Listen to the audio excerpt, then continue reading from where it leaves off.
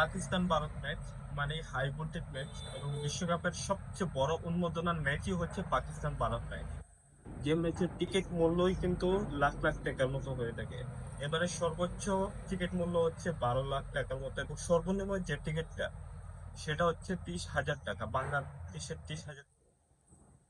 এখন পাকিস্তান ভারত ম্যাচে কারা এগিয়ে থাকবে বা কিরকম ম্যাচটা হবে, এটা কিন্তু এই পাকিস্তান ভারত ম্যাচে কিন্তু পাকিস্তানের জন্য, বিশেষ করে পাকিস্তানের জন্য সবচেয়ে ইম্পর্টেন্ট ম্যাচ, কারণ এই ম্যাচের রেজাল্টের উপরই পাকিস্তানের পরবর্তী সুপার এইটে যাওয়া না যাওয়া, এমনকি 2026 বিশ্বকাপে কোয়ালিফাই করে খেলতে হবে নাকি না হবে না, সেটা কিন্তু অনেকখানি নির্ভর করছে।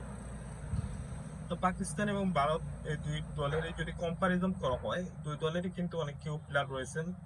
পাকিস্তানের প্রত্যেকেও বলি, সেখানে তিনজন কিউ প্লেয়ার বলবো আমি: ফখর জামান, রিজওয়ান, বাবর। এই তিনজন কিউ প্লেয়ারের উপর ব্যাটিং এ তাদের উপর তাকিয়ে থাকতে হবে পাকিস্তান দলকে। অন্যদিকে ভারতের দিকে রোহিত শর্মা নিশ্চিত ক্যাপ্টেন তো রয়েছেনই, তারপর বিরাট কোহলি এবং সূর্যকুমার যাদব, এই তিনজন কিউ প্লেয়ার, তাদের উপর ভারত টিম তাকিয়ে থাকে। তাছাড়া পাকিস্তান টিমে আরো দুইজন ব্যাটসম্যান রয়েছেন। সাইম আইয়ুব সম্ভবত আজকের ম্যাচটা খেলবেন যতটুকু জানা গিয়েছে। আজম খানের পরিবর্তে তাকে আজকে নেওয়া হবে। সাইম আইয়ুব এবং উসমান খান তিনিও খেলবেন। এই দুইজন রয়েছেন। অন্যদিকে ভারতের ক্ষেত্রেও দুইজন মিডল অর্ডার, সেই ক্ষেত্রে ঋষভ পান্ট এবং রয়েছেন শিবম দুবে।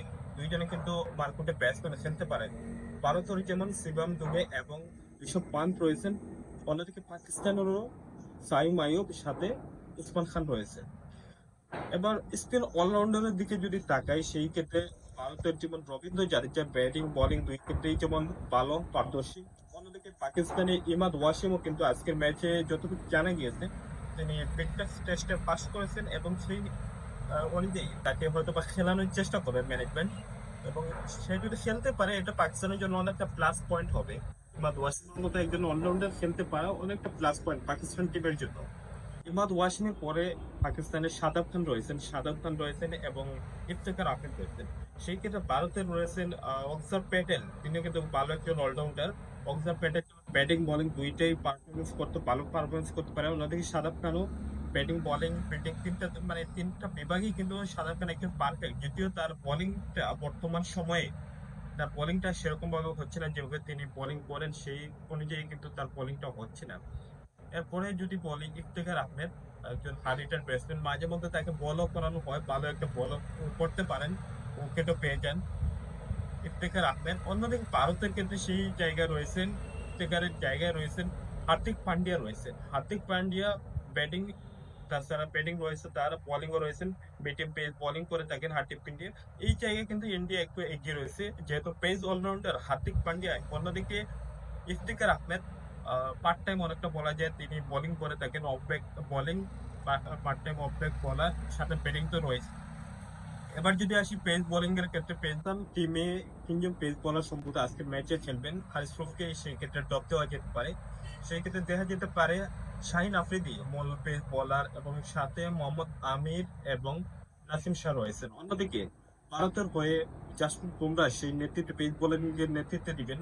সেখানে তার সাথে আশদীপ সিং রয়েছেন এবং মোহাম্মদ সিরাজ রয়েছে। তো দুই দলেরই কিন্তু পারফেক্ট পারফেক্ট রয়েছে, তিনজন পেস বোলারকে নিয়ে খেলানো হতে পারে এবং কয়েকজন অলরাউন্ডার, তিনজন অলরাউন্ডার মূলত বলা চলে, ইফতেখার আহমেদ, শাদাব খান এবং ইমাদ ওয়াসিম পাকিস্তানের। অন্যদিকে ভারতীয় টিমে তিনজন অলরাউন্ডার বলার চলে: হার্দিক পান্ডিয়া, রবীন্দ্র জাদেজা এবং অক্সার প্যাটেলের কথা। এরা তিনজন কিন্তু যে কোনো মুহূর্তে ম্যাচের মোমেন্টাম পাল্টে দিতে পারে, হোক ব্যাটিং কিংবা বোলিং এর মাধ্যমে।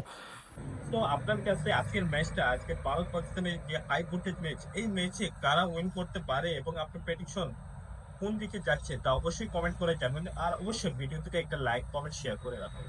থ্যাংক ইউ সবাইকে।